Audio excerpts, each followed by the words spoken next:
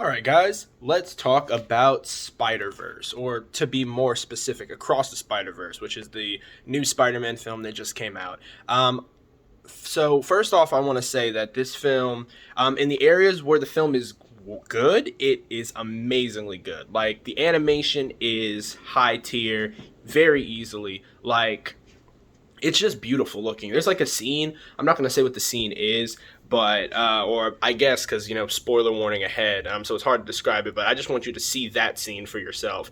But they just basically flex their animation. It's it's incredibly good. It looks beautiful. So in terms of animation, well done. Some of the, I will say that some of the different Spider-Man with their different animation, different looks, interacting with each other was very like wonky a bit, but I like the feel that it was going for. So, and since that was kind of the point of the film, that makes sense. So it's fine. Plenty of the characters were really good. I especially loved Miguel, but I like Spider-Man 2099 a lot anyway. So seeing Miguel was like super dope. And seeing just a lot of the Spider-Man in general was really amazing. There's so many references to so many old Spider-Man shows, so much of the Spider-Man mythos. So if you're a Spider-Man fan, then you're going to like all of those parts of the film. With that being said, if you are a Spider-Man fan, you're probably not going to enjoy a lot of the depictions of the Spider-Man. One of the things about this film that I did honestly think was like ironic, and I guess this could be a hot take, but it is what it is. Spider-Man Across the Spider-Verse kind of did what people thought No Way Home was going to do. A lot of people, when we heard that it was possible that Tobey and Andrew were going to be part of No Way Home, I know a lot of people were worried that they were going to just have cameos and they were just going to vanish off the face of the fucking earth. And that was just going to be the end. You guys know what I mean? So when we got like almost an hour of them like in the film, like wrapping up Andrew's character arc, having Tobey talk to the ones who he like hadn't talked to in years, like Doc Ock, and talking to like Green Goblin again, having all the stuff that happened. While the executions weren't the best, when it comes to the Spider-Men interacting with each other, it was like damn near perfect. Like they're even the small, minute details of the genius of the science scene, where Tobey was working on the Goblin cure because that's something he'd been thinking about for a while. Tom's Goblin serum failed because Tom is okay with chemistry, but most of his feats in the story are with technology, which is why he was able to make Electro's thing and the chip that helped Doc Ock very easily, but the lizard cure and the other stuff like that, he wasn't really like equipped to make. But Andrew, who's more of a chemist, who like almost all of his villains have had a chemical and a chemistry and a biological component to them, was able to help make that cure pretty easily. So it's like, it's very interesting that they took those small details and kind of added them into those characters.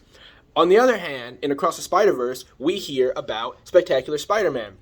Now, I know tons of people were freaking out because there was hints and teasers that Spectacular Spider-Man was going to be in the film. And he was for like 5 seconds. He was like in one scene, maybe two if he was in the background, but that's pretty much all he did. He was basically there to, and again, spoiler alert, he was basically there to tell Miles like, yo, Miles, it's not easy, but this is the job. This is what you got to do. Take your L, bro. And it just felt very weird to have him be there so temporarily. Why not have Spectacular Spider-Man be a main part of the group? Like, we got Spider-Byte as part of the group, and I was just wondering why. Like, I don't know much about Spider-Byte's comics. I don't think I've read a Spider-Byte comic.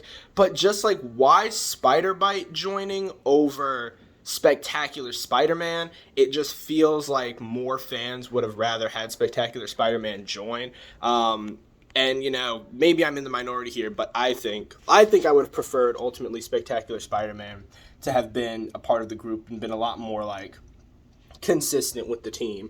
I also, and, as you all know, there's a lot of controversy surrounding Miles not being Spider-Man, etc. And, you can have that as you will. It did feel like this film was kind of, like, not leaning into that, but it was sort of, like, referencing that, with Miguel saying you weren't supposed to be Spider-Man, you're an anomaly that shouldn't have occurred, etc. And then Miles saying everyone's telling me how my story should go, what I should be, nah, I'm gonna do me. Like, it did seem like that was a message to the people who critique Miles, which is fine if that's the artistic direction you want to take.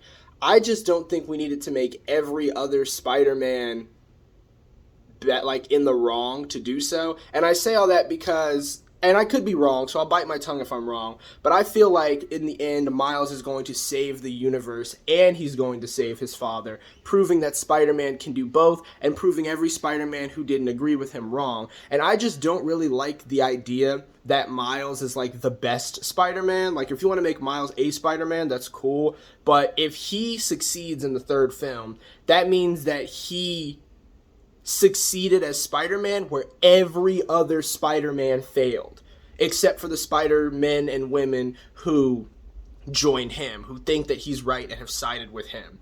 And that just doesn't really sit right with me. Another thing that was kind of really weird, and they kind of shot themselves in the foot with this, was Spider-Byte joining, because I am coming back to that. And the reason why that kind of shot them in the foot is because when the only people who were agreeing with Spider-Man or were agreeing with Miles were his friends, it kind of made sense. No one wants to take the risk of the universe imploding, but Gwen, Peter B. Parker, Spider-Pig, etc., they all have seen in person what Miles has done, and they think that if anyone can save everyone, he can, because he did it to them before.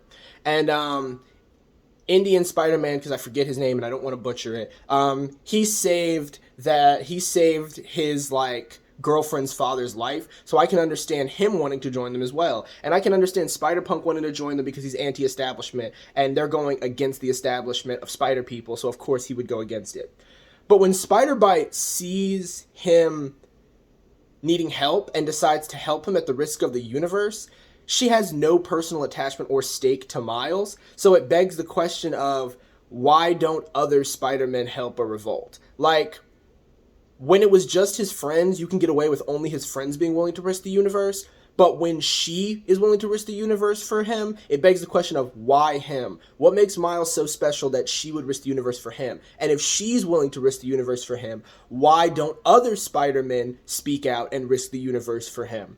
Risk the universe for him. You're telling me that the only Spider-Man out of thousands of Spider-Men that's willing to risk the universe to help Miles is the only one that had access to the thing that could stop him from leaving? Like, that, at that point, it becomes a little contrived. Like, it was just like, it needed to happen. I feel like the better thing to do, which I guess brings up another problem with it, it sent Miles to the wrong universe because it said that's what they detected in his DNA. But it begs the question, if his DNA is so transformed by the Spider-Byte that it recognizes him as coming from a different universe, then why doesn't he glitch in his home universe? It just feels like that would be the case if he's got a foreign, thing in his body that's warped his DNA that much. I feel like what they should have done was have Spider-Byte see that he has like an extra DNA signature in him. Not enough to like where he glitches, but enough to where you can kind of see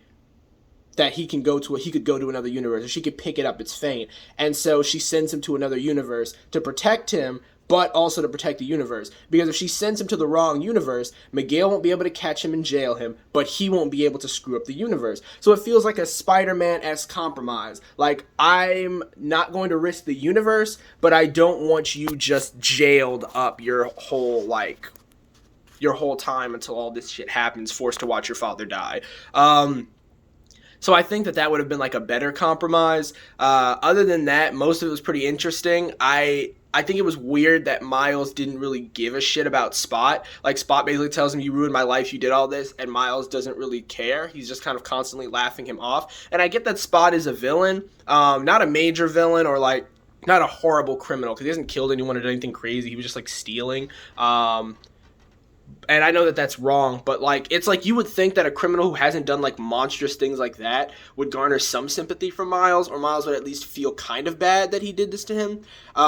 Especially since he worked for the Kingpin, and you know what the Kingpin does to people who like don't agree or don't like listen to him. He shot Prowler the minute Prowler didn't take the shot to kill Miles, so it's very likely that this guy Spot was just the best scientist for the job, and Kingpin threatened his life. Like that's a possibility that the story and Miles don't even really like consider. And Miles may go back on it now, like in the next movie, and like try to sympathize with him. But at this point now, he'd be sympathizing with him because the dude is threatening his family, not because he genuinely feels bad.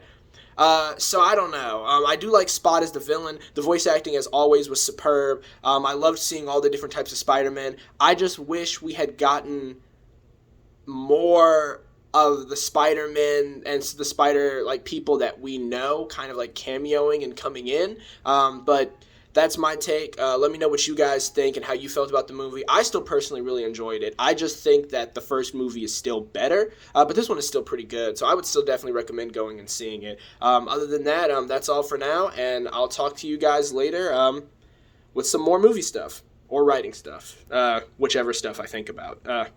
Be safe, everybody.